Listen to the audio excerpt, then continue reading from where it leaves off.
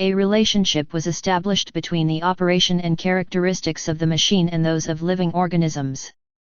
The development of human potentialities, of their integrity, are given by the nature of the bond, by the ability to bond with another. We are social beings, therefore, the bond and the relationships of interdependence produce the awakening and development of those sleepy potentialities. My potentialities develop simultaneously with the potentialities of others, thanks to the established bond that allows it. The ability to develop my potentialities is not due to my own existence in itself, but to the bond with other beings. It cannot be developed in isolation. The mechanistic and instinctivist idea did not allow us to understand the vital importance of the linking and interactionist relationship between the subject and society, an idea that has been gradually understood especially at the end of the 19th century. By assuming that each interchangeable and isolated part of the whole could fulfill certain mechanical functions, the subject was also considered underestimating the vital importance of its social context. Western psychology has been a stronghold of individualism until the beginning of the 20th century. Locke had already had a notable influence with his concept of the human being in vacuo. Even for Europe, humanity was a blank sheet of paper that had to be written by a higher culture. Footnote: Locke, John. N.D. Enseo sobre el conocimiento humano. End of footnote. Influenced by the thinking of Darwin and Spencer, Walter Bagehot understood that human groups fought each other. Footnote: the group concept, according to Bagehot, is different from what we consider today. Bagehot understands nations by group. End of footnote. Instinctivist social psychology loses importance with two great references, Charles Horton Cooley and Georges Herbert Mead. Footnote: Cooley, 1863–1929, published, Human Nature and the Social Order, La Organización Social and El Proceso Social, that reflect the influence of James B. Baldwin, of the school of later imitation, of the organic analogy of Albert Schoffel and of the psychology of William James. For Cooley, the social and the individual were inseparable. In Naturaleza Humana y Orden Social, Cooley asserts that an individual is only an abstraction unknown to experience. The same is also true of society when it is considered as something apart from individuals. Charles H. Cooley. 1922, Naturaleza Humana y Orden Social. New York, Charles Scribners, p. 19. Likewise, E. A. Ross, 1866–1951, in his Psychologia Social establishes a collective psychology. For this author there is a social ancestry, and an individual ancestry. The first refers to the influence of the group on the individual, and the second to the influence of the individual on the group. After Mead's passing, his students collected and published the only book we have by the author, Espíritu, uno mismo y sociedad. End of footnote. The epistemology of decolonization expresses a narcissistic wound, to coin a Freudian term, to Eurocentric thought, because it induces it to leave the center to place itself on the periphery like the other cultural participative actors. It is no longer possible to accept the reality of our current societies, as if they were satellites orbiting around a star. The epistemology of decolonization leads us to a change that goes from a monoepistemology to a polyepistemology, from the unique to the varied, from a single truth, to the culture of dialogue, considering the existence of many truths. From monochrome to polychrome, from scientific monotheism to scientific polytheism, a look from different converging angles. It also implies an academic and linguistic deconstruction, and a construction of a new language. Precisely the decolonizing process makes the structures of an entire immovable edifice of religious, political, philosophical, and historical convictions uncomfortable, generating anxieties and counter-transference resistance in the researchers and observers who are effectively involved. Anxiety distorts the perception and interpretation of data. As the historian or behavioral scientist becomes effectively involved with certain official concepts, the counter-transference resistance will become more intense. That is, it will tend to rationalize the facts as indisputable and unquestionable. This effective involvement distorts the perception and interpretation of the data and produces distortions, and instead of what can become, what should be is produced. As we become involved with the object we are observing, we will experience greater anxiety and less ability to observe, understand, and describe it. When a historian, or any other observer, analyzes the colonial expansion or any historical event, to a greater or lesser extent, the observation will always be contaminated by certain factors, by its origin, its culture, its ideological, economic position, by unconscious desires. Therefore, the concept of objectivity is a mere illusion. If historical events were analyzed empirically by various historians from different continental and cultural perspectives, these authors will experience opposite countertransference reactions. We will see totally contradictory scientific ideas in a European, American, African, or native-born historian, whether it is a man or a woman, born in the late 19th century, mid-20th century, or 1921. Each of them will be emotionally involved to a certain extent, and this involvement will prevent a closer look at the whole. From my point of view, I consider it important to acquire the ability to visualize the future, to momentarily leave our culture, to raise our gaze above our cultural context, and look towards the horizon. That is, learn and acquire the necessary intuition, taking into account what we already know, that is, the historical conditions and the present conditions of the time in which we live, to make a forecast of what may possibly happen based on events that we are living. Although this is not a simple task, it is possible to achieve it to some extent.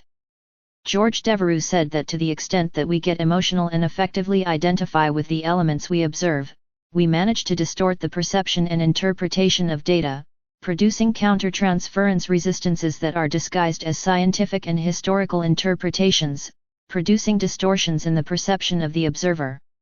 In the same way as anxiety produces distortion, and when the involvement is more intense, the greater the distortion of what is observed. Taking into account this reality, it could happen that a beginning disciple, in a certain field of knowledge, and at a given moment, has been able to observe certain important facts that went unnoticed by his experienced teacher. Among other possible causes, this may also respond to the fact that the apprentice is not as emotionally involved as his teacher is at that moment in the situation he observes. Although the knowledge and experience of the hobbyist is much lower, however, thanks to the weak affective involvement, our apprentice remained emotionally more distant from the observed object. The more anxiety a phenomenon causes, Devereux affirms, the observer becomes less able to analyze it, to observe it properly, to think about it, and to create adequate methods to describe it, understand it, control it, and predict it. It is no coincidence that the three men who most radically modified our concept of the human being in the universe, Copernicus, Darwin, and Freud, occurred in that order. In other words, as we approach the study of matter effectively, the lower the level of anxiety experienced by the scientist. This is due to the fact that effective involvement in the subject will tend to be less, and therefore, their capacity for observation will be greater. As we effectively approach the animal and organic kingdom, anxiety tends to increase and the capacity for perception will be less than that manifested in the study of matter. Man's effective interest in the phenomena he studies often prevents him from being objective in relation to them. That is why the first scientific revolution was that of Copernicus, due to the lack of sentimentality in astronomical matters. This emotional interest in human beings than in material objects is what produces greater anxiety in the researcher, and therefore less capacity for observation.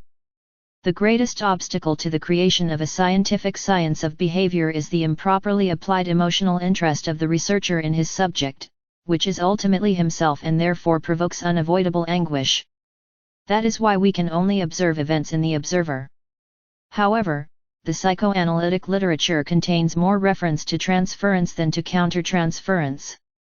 The analysand's transference reactions were discovered before the analyst's countertransference. Devereux expresses, "It is a statistical fact that the psychoanalytic literature contains much more reference to transference than to countertransference. Furthermore, while transference studies tend to describe patient reactions, countertransference work tends to either deal with theory or examine the countertransference errors of inexperienced analytic candidates. These facts indicate that even psychoanalysts who are understood to study their own emotions are somewhat delicate when it comes to discussing countertransference reactions. The same is true of other behavioral scientists. Hence, some of my descriptions of my colleagues' countertransference reactions do not contain names that can identify them. Instead, I deal frankly with my own countertransference reactions in the hope that those of my colleagues who understand how acknowledging our human limitations is not only not degrading but truly helpful will publish their own observations of themselves, in order to explore further. In the background, this very important and inexcusably neglected aspect of scientific work. Devereux, N.D., p. 70. Chapter 4. Eurocentrism and Manifest Destiny. The United States is the only country that went from barbarism to decadence without making civilization known. Oscar Wilde. For Europe and the United States, cultures are civilized or wild, depending on the anthropological approach or distance. As we get closer to the European-American ideal, culture will be more civilized but never the same, and as we move away from that ideal, culture will be more savage.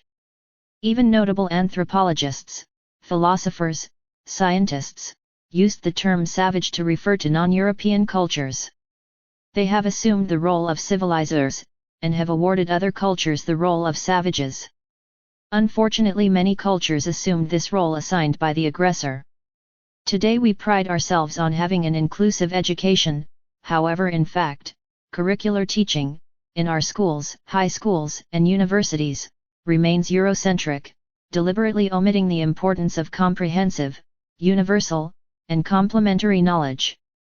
Paying little attention to the wisdom of our indigenous cultures, the Oriental philosophy, ignoring in its programs the worldview of the original nations, and universal integrative knowledge. We have taken a very important step by including those who think, feel, or live differently from what is culturally established. However, we continue to experience strong resistance to other non-Western cultures. While the contribution of European culture is important, we must bear in mind that great scientific and technological achievements have passed from China to Europe through the Arab world. Europe always had the interest of knowing and penetrating the East, in those mysterious and unknown countries that reached the Mediterranean. Among them India, from which came cotton fabrics, cane sugar, pearls, precious stones, ivory, ebony, incense, aromas, spices in particular pepper, and silk fabrics from China, supplying from this trade both Romans as Greeks. In the last period of antiquity, the Greek-Egyptian merchants knew China and designated it by the names of the Nai and Sinai. In the 13th century, the Victorian merchants knew China under the name of Cathay, and already from the 8th century, the Arab sailors who visited the maritime cities of the Malay Peninsula, went ahead to China where they learned a lot of nautical and technological knowledge, and to use the compass which allowed them to move away from the coasts and to risk following straight courses on the high seas. The Mohammedan merchant Suleiman, who lived in the 9th century, left us an account of the sea route to Shanfu, Hangzhou, in China, which started from the port of Kairaz. The same route was described a few years later by Abul Qasim ibn Khordadbeh, postmaster of the Khalida Motamid. In the 10th century, he visited Chinese ports from Ceylon, one of the most notable Arab travelers named Masudi who paints China as an enchanting country with lush vegetation and cut by countless canals. No palm trees are seen there, he says, but the inhabitants of this empire exceed all other creatures of God in industrial and artistic skill. Already in the 13th century, trade with China continued. In that same century, the most famous of the Arab travelers, Ibn Battuta, visited China. With the Crusades, relations with the countries of the East came to life, thanks to the activity of Italian merchants who took advantage of the victory of the Christian armies that had occupied the coasts of Syria. The caravans were increased to the interior of Asia where Italian merchants could not yet penetrate because of the intervention of the Mohammedan populations whose territory they had to cross. The Mongols were the mediating people between Europe and China. Since the time of the reign of the Ptolemies of Egypt, trade was already with the eastern countries, mainly in the hands of the Greek merchants, established in Egypt, and thanks to them the island of Java and had the first direct deal with China. The extreme point that the navigator and merchant Alexandros reached in the 1st century of our era was the port of Katagara, a maritime city not far from the mouth of the Yangtze-Kiang River, the extreme limit, which continued to be so until the end of the century. 13. Greek ships departed from the port of Klizma, directly for India on annual visits, Ruga, 1890. These mythical forces that built the idea of a Europe as the navel of humanity, erasing all historical influence, are the same mythical forces that shaped the young American nation, under the doctrinal fiction of manifest destiny, by which the empire he will magnify himself, erected by divine forces to guide nations that cannot rule themselves. Through the rationalization mechanism of a deep national ambition and hatred towards the peoples it wishes to subjugate. Manifest destiny contains religious elements transmuted in the form of political philosophy, concepts of racial superiority, as in forces marked by Calvinist expansionism and its predestination. I will mention the famous expressions of Senator Beveridge, USA, discussing the fate of the Philippines after annexation, as a consequence of the war with Spain. They are unable to exercise self-government. How could they be? They do not form a race capable of governing itself. They are Orientals, Malays, educated by the Spanish during the worst stage of the latter. Mr. President, this problem runs deeper than any question of party politics, even deeper than any question of the isolated politics of our country, even deeper than a problem of constitutional power. It is elemental. It is racial. God has not been preparing the Teutonic and English-speaking peoples for 1,000 years for a vain attitude of self-contemplation and self-admiration. Do not. It has made us master organizers of the world to impose the system where chaos reigns. He instilled in us the spirit of progress to overwhelm the forces of reaction in every corner of the earth. He bent us to the government so that we can rule the wild and senile peoples. If it weren't for this force, the world would fall into barbarism and darkness. And throughout our race, he singled out the American people as the chosen nation to lead the regeneration of the world. Weinberg, 1968, p. 95.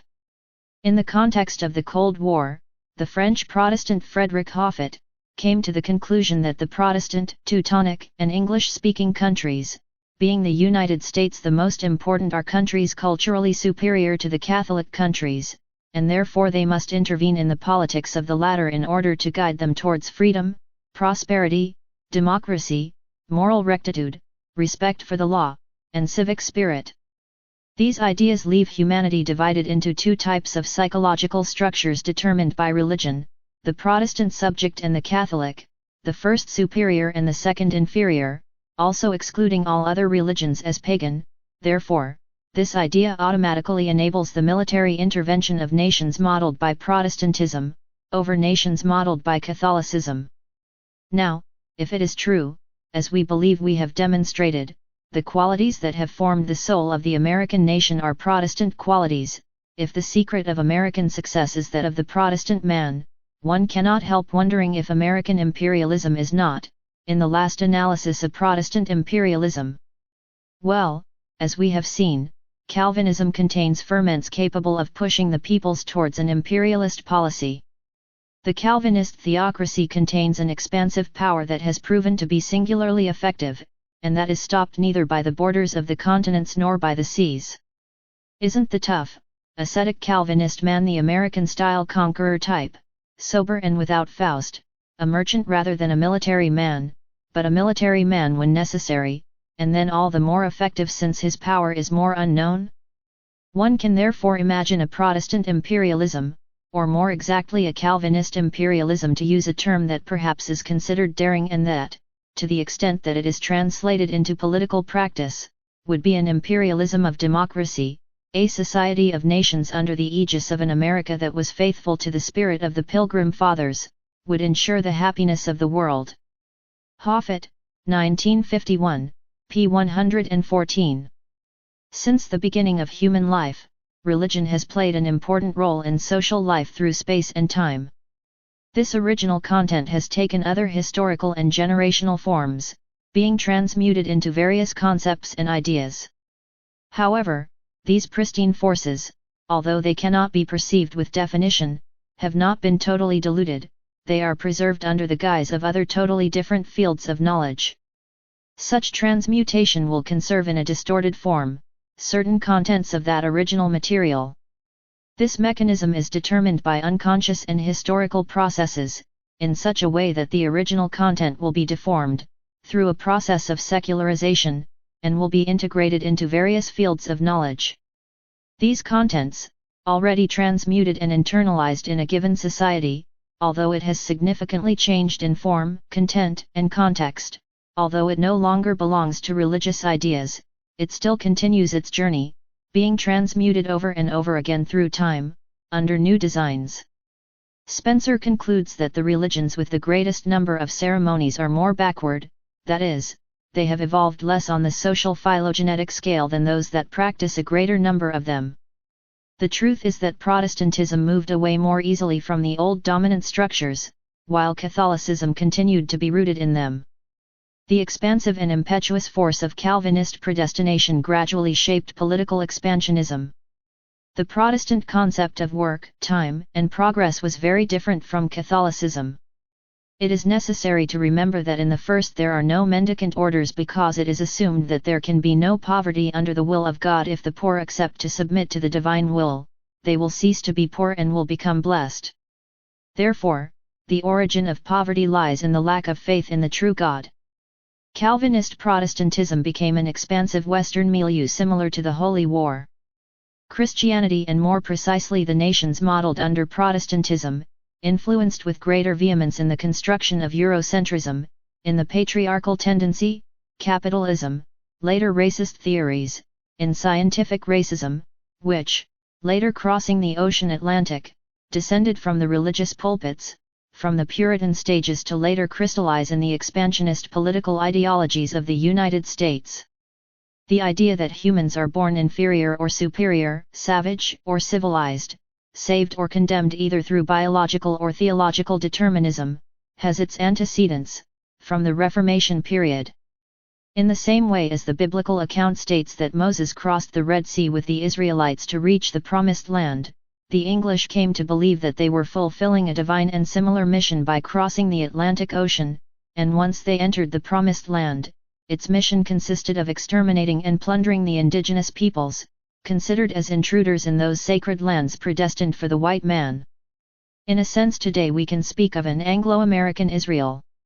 In a symbolic sense, the United States becomes a promised land, erecting a political, social, and economic ideological structure, where its components are the result of various historical transmutations whose preliminary contents have had an expansionist religious character. In 1785 Jefferson proposed that the seal of the United States represent the children of Israel, guided by a pillar of light. In 1796 John Cushing explicitly stated what in Jefferson had been mere implication, that God's dispensations to America were reminiscent of those granted to Israel. Theological poet Timothy Dwight revealed his Hebraic nationalism even more frankly when in 1787 he said of the Americans that they were this chosen race. This dogma of the chosen people is rooted in national selfishness, but flourishes in a conscience of moral force. Its moral phase is revealed in Jefferson's 1801 reference to the United States as the purest hope in the world. His inaugural address in 1805 revived in a morally nationalized structure the Calvinist dogma of the Puritans about God's elect, that is, the concept that God guided our ancestors, as Israel once did. Weinberg, 1968, p. 49. In social psychology, the historical psychic transmutation is an unconscious process by which certain contents, religious, scientific, political, artistic, among others, are gradually deformed over time, resulting in other substitute forms of them, but preserving certain previous contents, and so on in a dynamic movement. Through all my work I wrote about the importance of historical transmutation, which allows us to understand that in reality what we live as the present, the social forms of thinking, feeling, and acting, are not precisely characteristic of the present as we usually do believe. We live them as present situations, but in reality certain contents come from cultural deformations, from unknown times and geographical places. Therefore, to understand the doctrine of manifest destiny and the concept of Eurocentrism, we must necessarily go back hundreds of years into the past. In the West, the idea of natural human evil had a predominant impulse in Protestant theology. These religious contents have been transmuted into Darwinian ideology, into Spencer's philosophy and sociology, even reaching psychoanalysis. While Calvin in the 16th century affirmed the natural evil of man, Darwin understood nature as cruel, under the unconscious influence of a social and colonial era, in which the weakest were exterminated before the forces of the British imperialism. Influenced by these same unconscious forces from the past, Freud reached the same conclusions when he asserted that man is man's wolf. Although at first glance it is illogical to affirm that a certain Calvinist influence could be manifested in Freud, at least in a direct and conscious way, since Freud was skeptical about religion, and therefore did not harbor a religious tendency, nevertheless, it is possible to see that influence through the distortion of previous historical processes. I must point out for my part that Calvinism, and in general terms Protestantism, has a pessimistic concept of life, and of the theological certainty of the natural malignancy of human beings. These ideas, which still persist, were part of the cultural unconscious of the European nations that embraced the new Reformed religions. According to Protestant theology, society does not have the ability to influence the behavior of the subject, since it is born evil by nature, and in the same way as a disease, sin spreads through the generations. The idea of original sin is conceived as a universal, generational, and inevitable disease, as a contagious pathology similar to leprosy. The idea of sin has a certain psychic connection with the biological concept of heredity. If it were theologically accepted that the causes of human behavior come largely from the social context in which it lives, then the idea of original sin as disease and as inheritance would lose its meaning, and likewise, the concept of natural human evil and universal.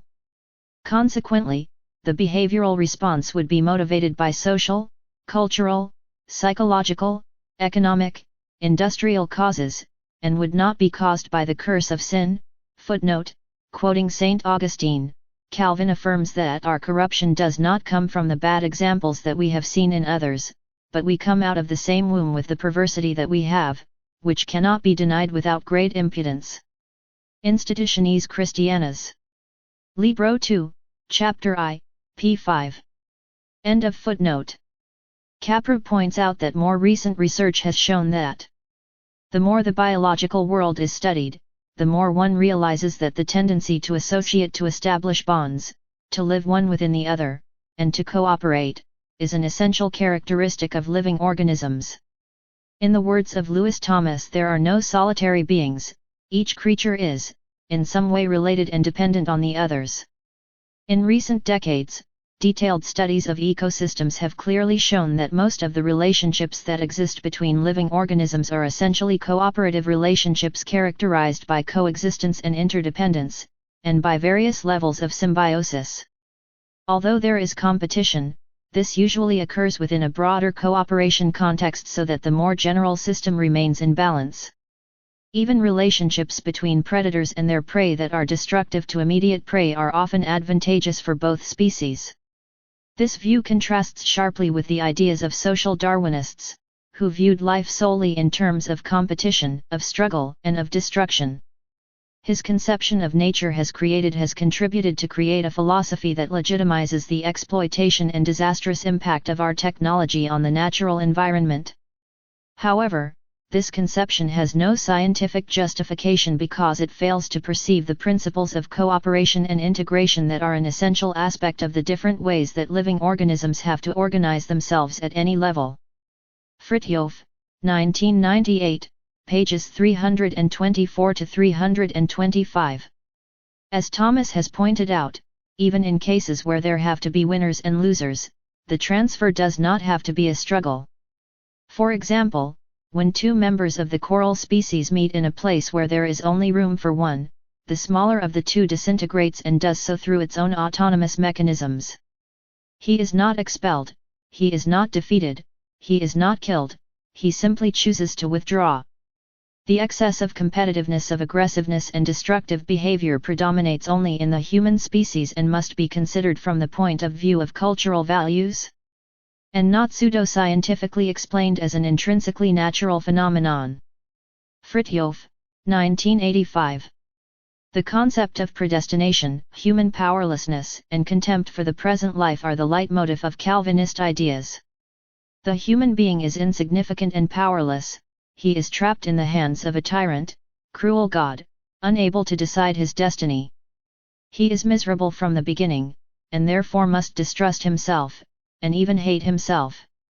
For it is no wonder that we are so blind in this regard, since no one is freed from that plague of self-love, which, as Scripture attests, is naturally ingrained in all of us. Institution Christiana. Libro 3. Chapter 12, p. 5.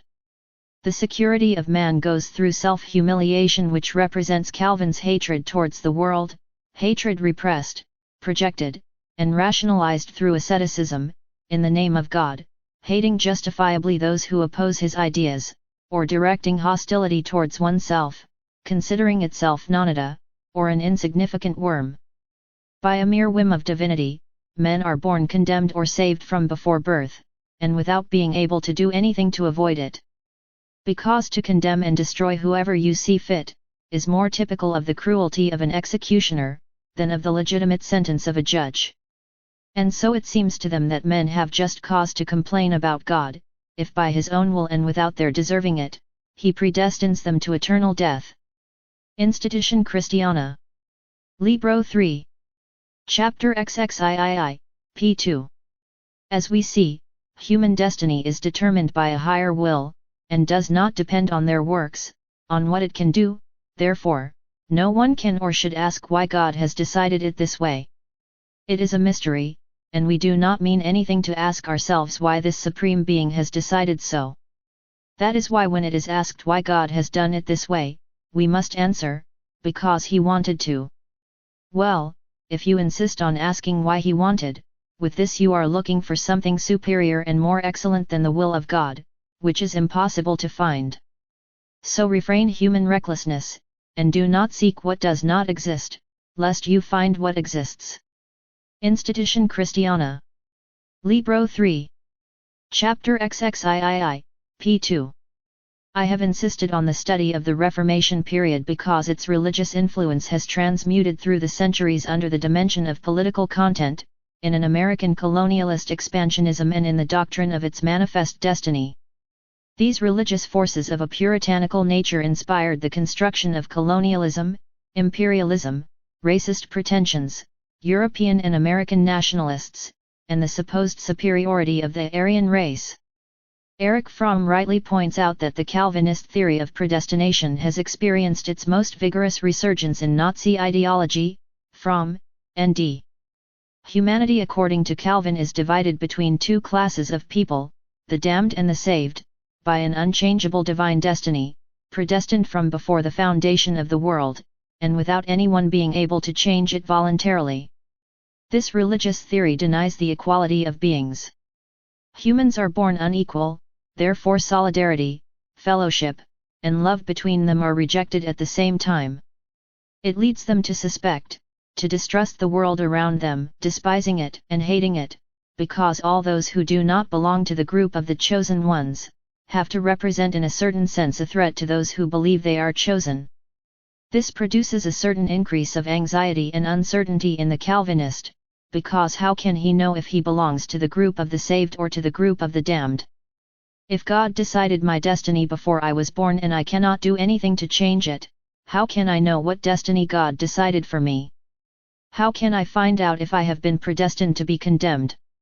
What can I do to silence the tremendous doubts, fears, and uncertainty caused by the discomfort of not knowing the destiny that God chose for me? How can I overcome doubts in advance about my destiny before death comes to me? Startled by doubts, helplessness, insignificance, uncertainty, nothingness, and fear, the Calvinist endeavors to quell his unbearable feelings, incessantly indulging in compulsive work, in such a way that economic success, prosperity, was the ultimate goal. A sign that revealed to him and superficially reassured him by convincing himself that he had been predestined for eternal salvation.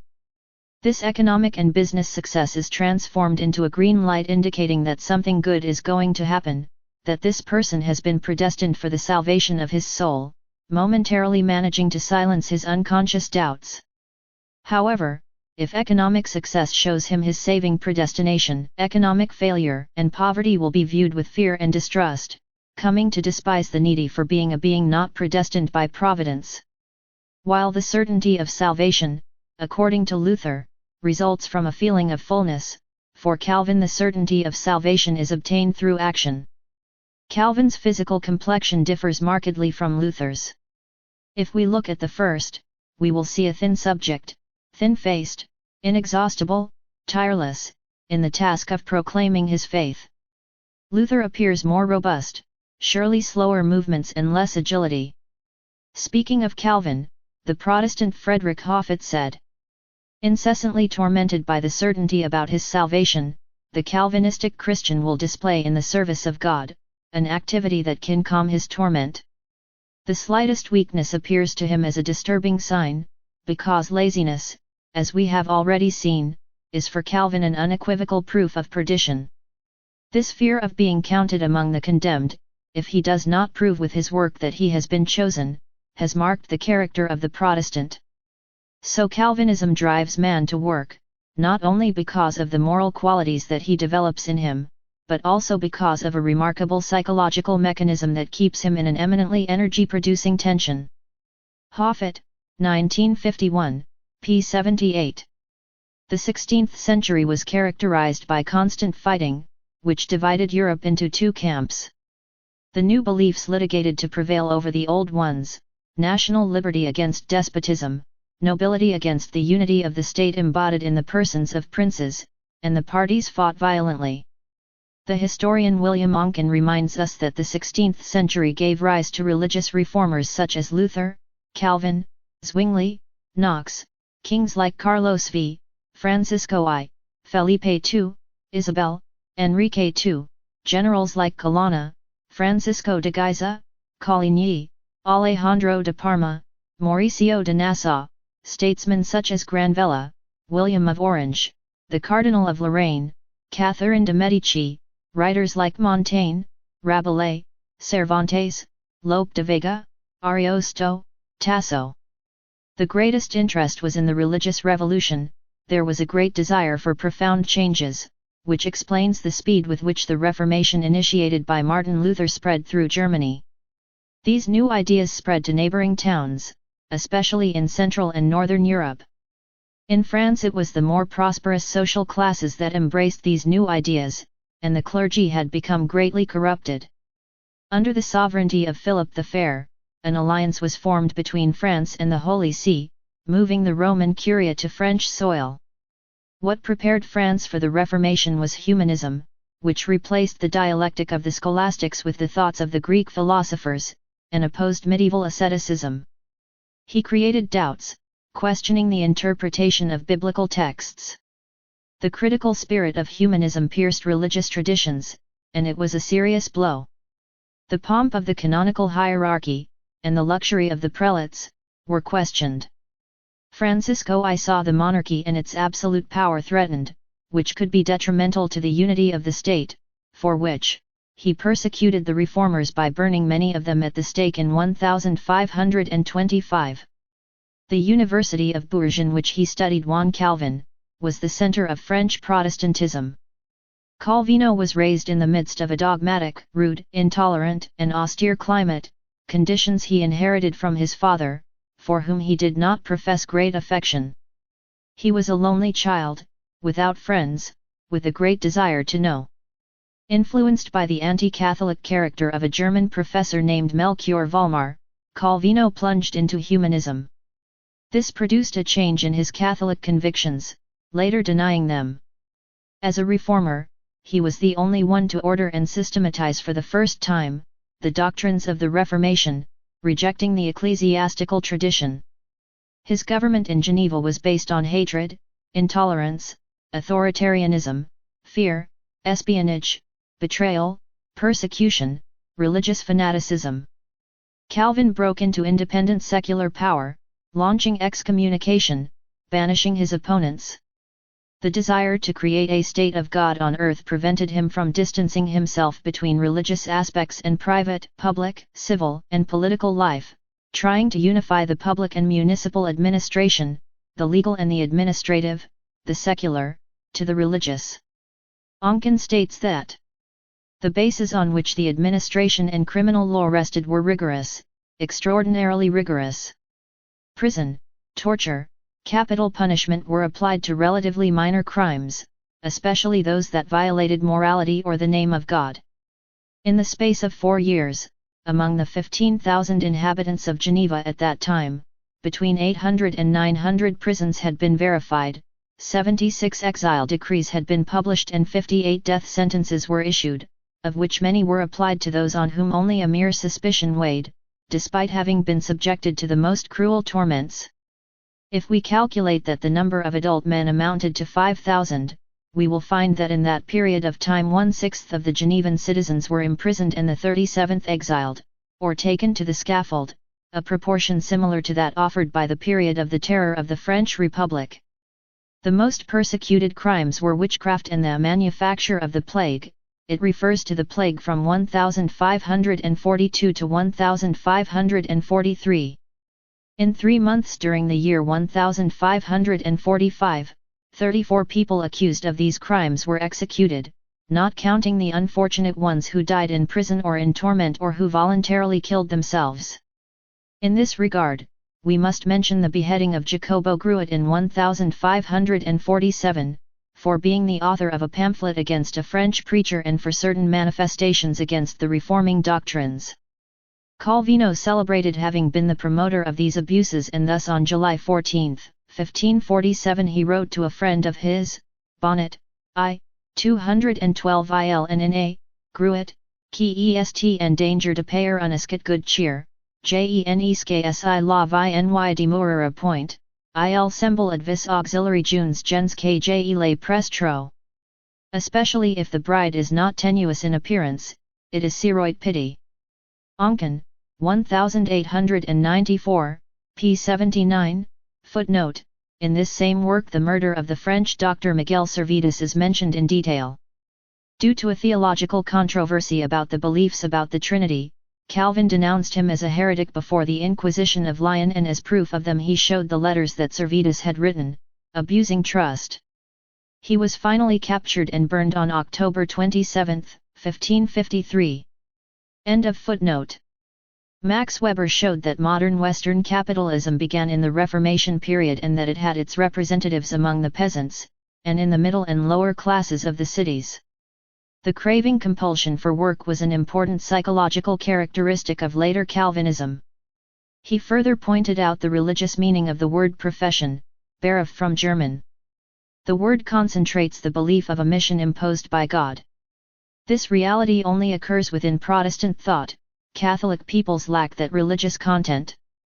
In the towns where Catholicism predominates, the profession is not related to divine concepts.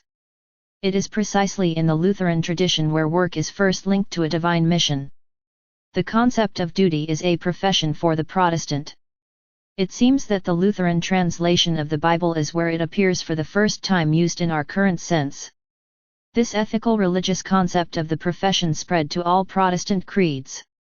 Weber, N.D., p. 49.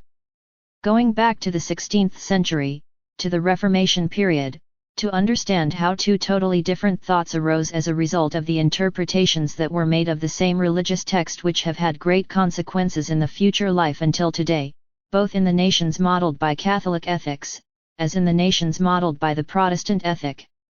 We have historically transmuted the concept of Protestant religious time into a capitalist time that has been structured since the 16th century, gradually shedding a religious content while maintaining the same already deformed and secularized anxiogenic impulses, and creating a new, compulsive subject. In the same way, 19th-century biology psychically transmuted contents of a Calvinist religious nature, building with them the theory of the survival of the fittest, based on previous contents of a religious survival of predestination. This biological theory not only shaped the behavior of later societies, it was shaped at the same time by unconscious religious forces. The great historical importance of the Reformation period caused profound historical transmutations in the course of subsequent centuries to the present day. When applying psychological knowledge in order to analyze Christian theology, we are surprised by the expansive force that Calvinism produced and which it transmuted into different political discourses that were now unrecognizable for having lost the religious appearance under rationalizations and later historical manifestations of an imperialist, colonialist nature and racist. So far as a religion understands that humanity has been divinely condemned, and that it is also the only true religion, as manifested in the psychological structure of Western monotheism, that it has the only antidote to cure the disease of evil, and the only leadership to undertake the redemptive mission, and if it does not do so, that curse will fall on its own religious acolytes through negligence, it will then come, with remarkable speed, to impart and impose if necessary its message of monomysa and thus avoid that his acolytes like the rest of humanity, are lost in damnation. It will tend to expand remarkably, because it urgently needs to warn humanity that it is under an unknown danger and that only they know it. They will work tirelessly day and night to achieve it, knocking on doors, walking thousands of miles, traveling to remote places, all in order to avoid condemnation of the lost and their own. If, on the contrary, another religion assumes a different interpretation, having no urgency to expand, because it has believed that humanity is not in imminent danger, or if it is, there are other substitute ways to avoid it, it will not consider this situation as urgent. The Calvinist ideal was to resurrect the ancient Jewish state. As modern states were formed, this ideal was consciously losing its religious content, manifesting itself under secularized forms, through political expansionism, deforming but preserving certain previous content. The representation of the old Jewish state replaced the new states, imagined by their conquerors as new promised lands. This is essential to understand, because those same religious forces have subsequently transmuted, producing a later political expansionism, in the nations that adopted it. Therefore we have to analyze the religious psychological structures in Protestantism, Catholicism, and in the different monotheistic typologies, to understand the later imperialist forces. Colonialism is not only related to the possession of land, racism, and slavery, but also to the possession of humans, their feelings, their bodies, their freedom, oppressing the weaker nations, imposing moral and educational provisions, sexual and religious, plundering the desires of the weakest. Different theological approaches are vital to understanding the psychological structure and expansionist scope of monotheistic religions, and their relationship to imperialism. In the same way, Catholicism and Protestantism give importance to faith to achieve justification. However, Protestantism gives a fundamental value to justification by faith, and not through works.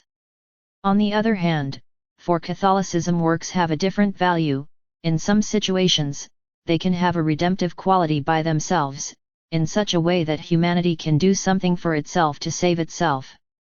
In such a case many people throughout the world will be able to safeguard themselves from hell, even though no one has ever warned them about damnation, and messianic salvation.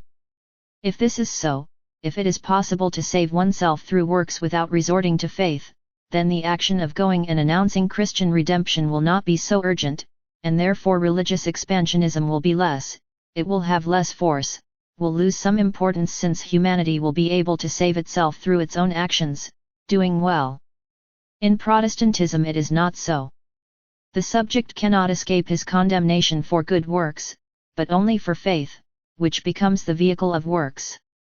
These differences, although they seem simple, change an entire psychological structure. This new religious interpretation gave a tremendous expansive impulse to Protestantism, and later to the political system of the nations that were modeled by it. For the Protestant religion, all human beings without exception are born condemned, even those who have not had the opportunity to hear the redemptive message. Therefore it is urgent the need to go and warn them that they must accept the Protestant Christian faith to escape eternal torments, since there is no other truth, and another possibility of salvation beyond this life. Why waste time and energy traveling and preaching the Protestant faith, if a person in the middle of nowhere, without ever having seen the white man and woman, and without knowing what Christianity is, has the ability to find out for himself redemption itself? Beyond the theological discussions, what is of interest here is the psychological importance that these ideas have had in the centuries after the Reformation, and even today, reaching us historically. This theological obligation, the urgency to go to warn the lost, the ignorant, were ideas that have been transmuted into colonialist politics, bringing the European superior civilization into contact with the universal inferior peoples in order to save them from their barbarism. Seen in this way, political colonialism is transformed into a secularized missionary religion. On the other hand, when theologically condemning nations that never heard of Christianity in Europe, some important characteristics will not be taken into account, that is, certain knowledge that Europe may have learned from these nations. They are supposed to have been excluded because they are idolatrous peoples, and there can be nothing in them that is considered worthy of being received. The society condemned by theology becomes the society savage for the political system that was nursed by these religious forces.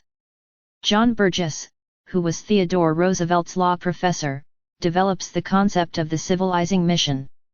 Finally, from the evident mission of the Teutonic nations, we must draw the conclusion that interference in the affairs of the not totally barbarian populations, who have made certain progress on the path of state organization, but who show themselves incapable of solving the problem of political civilization in a relatively comprehensive way, is a justified policy.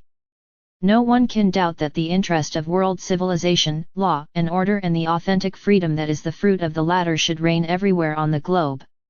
The influence of the aforementioned professor is manifested in the following statements by Roosevelt shortly before ascending to the presidency. Barbarism does not and cannot have a place in a civilized world.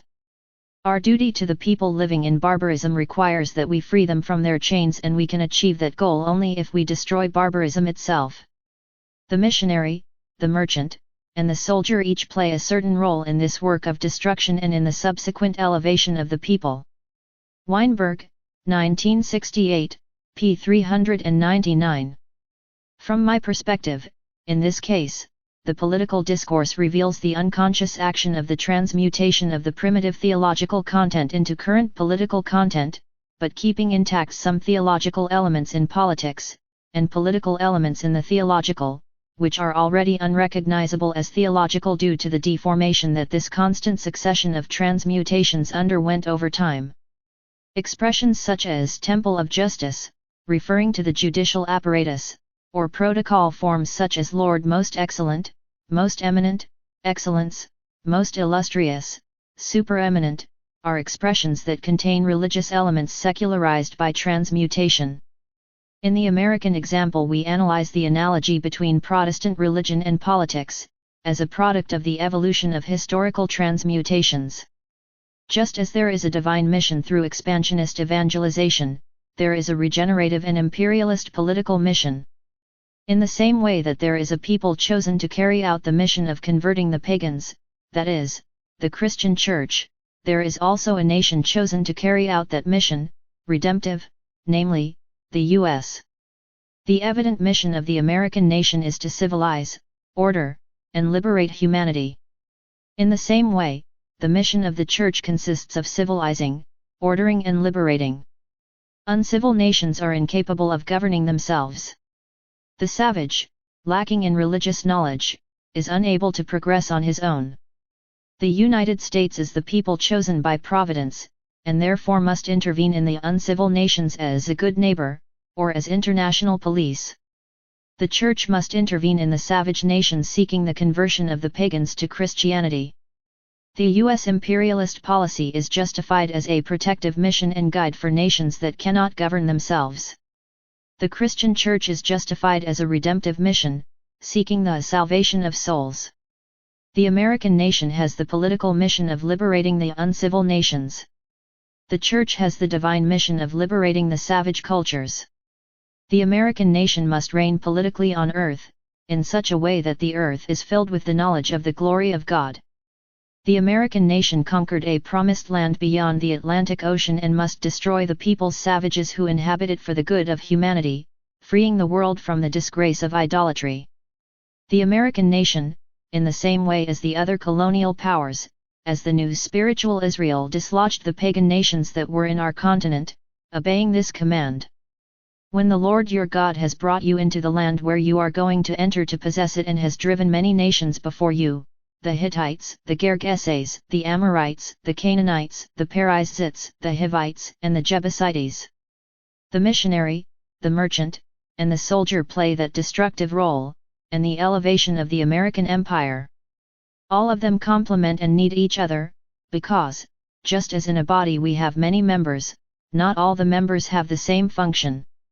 The American nation will provisionally reign over all the nations of the earth, in the same way, the Christian Church will reign eternally. To a certain extent, Christianity, and in a broad sense monotheism, believes in the idea of what we can call cosmic warmongering, that is, a constant war against invisible forces before which it is necessary to keep a constant state of alert. In a sense, these religions symbolically represent a great army that is constantly on the alert and ready to rise up in war, a spiritual war against these armies of darkness, a holy war against invisible beings who desire our destruction, Ephesians 6, 10-17. This war against the invisible powers, has descended from the celestial regions to earth, to transfer the combat from heaven to a material battlefield where cosmic enemies, incorporeal and immortal, are temporarily replaced by other mortal enemies. God no longer destroys his enemies as he did in biblical times, either through angels, fire, through earthquakes, or by a supernatural universal flood. Now he has to do it through the hand of his faithful, through its own vigilantes, since providence no longer responds to portentous forms of justice. The American empire represents a refuge for Christianity and especially for expansionist Protestantism. It is precisely there where the main movements and denominations have their headquarters, their large television networks, and their congregations. Political and imperialist expansionism is closely linked to religious expansionism. The constant struggle and the cosmic war, against the celestial enemies, was transmuted under other substitute forms of political power, through bloody wars to achieve power, geophagy, colonialism, crossing oceans, and conquering new lands promised. In the same way that Moses crossed the Red Sea, burying the wicked armies of Pharaoh, the colonial empires crossed the oceans to reach their promised lands, annihilate its inhabitants, and settle there. The expansive European and American colonial forces have been impelled by religious forces transmuted under political expressions. This religious message of redemption takes other substitute forms of power and submission, transforming itself into combative and universal ideas. God is the God of armies, destined to defeat heretics. 1 Samuel 1, 3. Victorious warriors Zephaniah 3:17. Warrior, man of war, who will launch a battle cry against his enemies. Isaiah 42:13.